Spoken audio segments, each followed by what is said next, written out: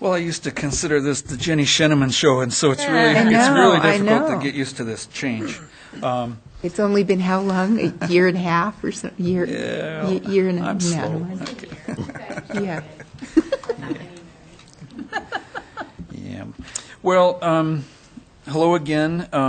As you recall, back in 2007, Heart of the Arts took over management and operations of the 1912 Center. And with that, they give you a quarterly and an annual report. And so I'm here to introduce, once again, Jenny Kostroff, Executive Director, and she'll give you your quarterly report. Thank you. So if you have trouble with the Sheneman thing, you can call me Jenny, not Sheneman, which some of my fellow Lions are doing, because it's just easier for them. They know it's not Sheneman, so that works pretty well. It's a pleasure to speak to you all tonight about what we've been up to in the past few months since I last spoke. No PowerPoint, because I have to make my annual report look much more exciting and interesting, so then you get pictures. And this time you just get me. So we have our building projects update. What we're up to right now is still getting our lighting on the West End parking lot. I hate to say that got dragged out because they came back at us with saying that the finished color that we had ordered didn't exist. And it turned out, no, we had ordered one that did exist, but somehow our order got changed from bronze to gold. We were like, gold lights, wow, that was pretty exciting. But no, we did not order gold lights, and we will be getting the appropriate fixtures at the end of July, and they will be installed, I am promised, by Jerry Gropp, that they will be installed at the Jerry Gropp at the end of the month, before the 1st of August. Let's see, we have been doing a lot of maintenance work. So today I was in a very humid space because we were cleaning our carpets and getting the great room floor refinished, which is why the building is closed until the 9th of July. It's just better. I got a little loopy in there with the yeah, so maybe tonight I'm having that problem.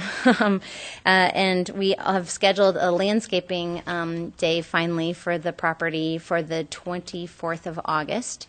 We will have, I think, the number keeps eluding me. I keep coming up with different numbers for the number of students, but we're going to have students from the University of Idaho, at least 24, because it's on August 24th, so that number is stuck really hard, but I think it might be more than that. And I'm also bringing a proposal to the Lions Club next month to have them come be part of the planting day on Saturday, August 24th. 9 to noon, anyone that would like to come participate is invited, and we will have all kinds of things to do. So if you're not a gardener at heart, you can even wheel tan bark loads around the property and get those distributed and help set up watering systems and water in plants that have just been planted and fun things like that. So it will be a really fun community day at the center to get it in great shape for the fall. And hopefully get those plants established before winter time. We participated in Idaho Gives, which was a brand new venture, and I'm sure you've heard about it several times on the council, but we participated in that date and had a very successful run.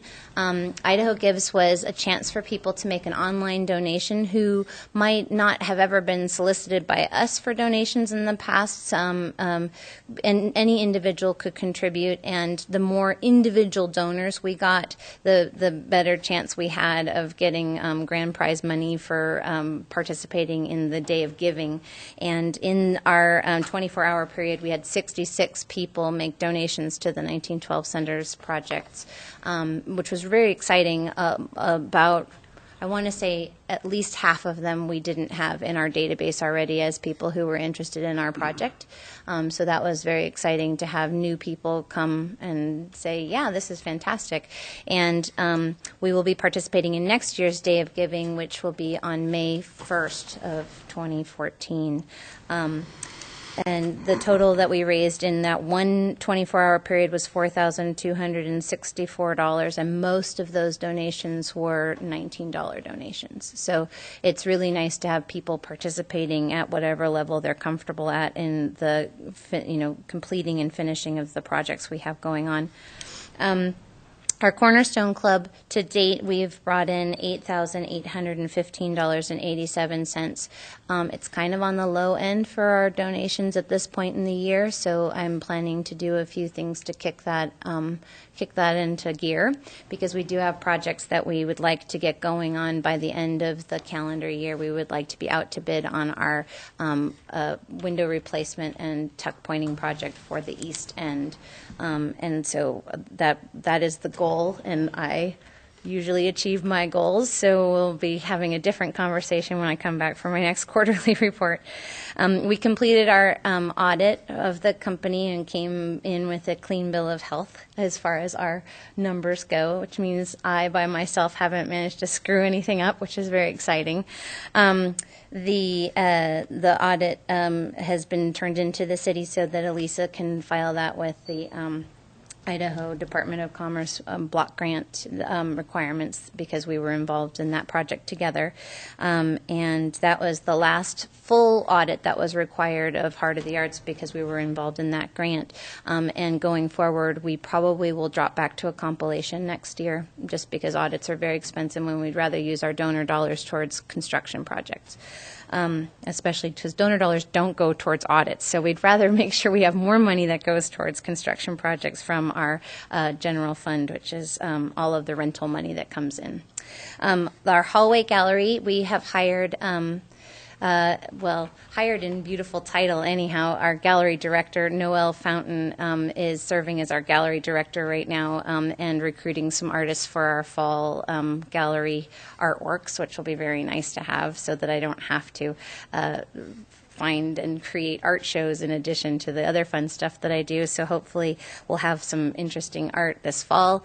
And she says that this position is only until she finds another gig in a bigger city, but while she's here, I wanted to tap into her talents, because she just graduated from the University of Idaho in this very field and has a real knowledge of the art scene right now. So I'm hoping for some fun stuff this fall to bring to report to you. And then our Plaza Concerts are in full swing. We host Plaza Concerts all summer long, one time per month on the Monday evenings, where you can bring a picnic or purchase food and a beer or wine and or a soft drink and hang out and enjoy the music that's free. And the two concerts we've had so far, the Helios Quartet was playing light string music inside the Great Room in May, which was very funny because the weather was lovely on our May 20th event, and we went inside for the classical music so people could hear it. And then we planned for the big band in June because we were going to have great weather.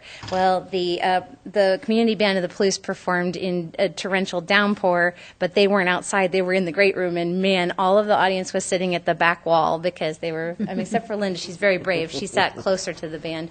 But their performance was fantastic.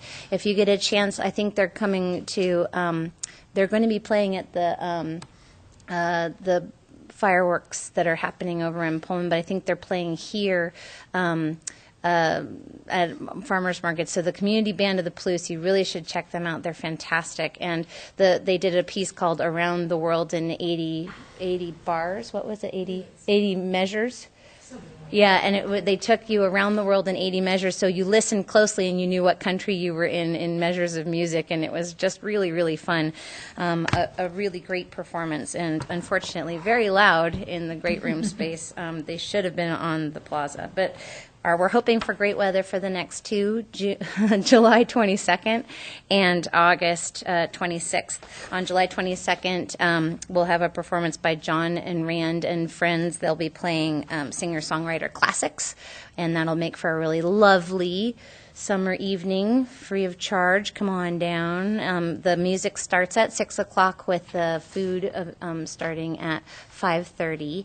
And then August 26th, Gefelta Trout will perform, and their pieces are very, very danceable. So bring little kids who like to dance, because it's super fun to watch the kids dance to this.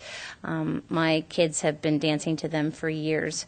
My kids dance to anything, but my kids have been dancing to them for years. And that's my report in a nutshell. But I'm open to any questions that you may have about what we've been up to recently. Thank you, Jenny. Sure. Council members, any questions? Yes, Tim? Are you going to have another open house during the ice cream social? We aren't this year because we sort of weren't involved in the planning of that, and then they kaplunked it on us, and then we didn't have staffing to be able to open up.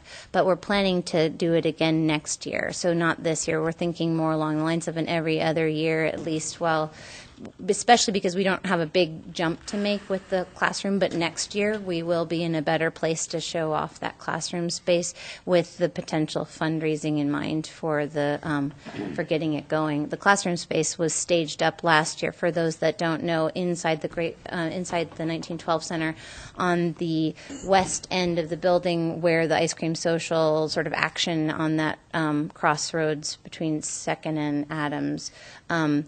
All of that action happening, and we were serving lemonade to draw people over to check out the classroom. Well, what's really funny is people are so used to the ice cream social not having anything happening at the 1912 Center. They were like, oh, nice parking lot. And a lot of people didn't know we had the building open and that classroom staged. But the people that did wander inside were really impressed, because we had, like, the teacher had books on her desk, and all the chalkboards all had chalk and erasers, and you could write on them. You could sit in the desk, because Steve Talbot, who's on our development committee, had staged up the desks so you could actually sit in those desks, and you could watch them just, like, zoom back down memory lane, like, oh my God, I haven't sat in a desk like this since I was 12, 16, whatever. And it was really, really fun. So we plan to do that again in 2014 for sure. But this year we just sort of didn't have the staffing to do it. Okay, thank you.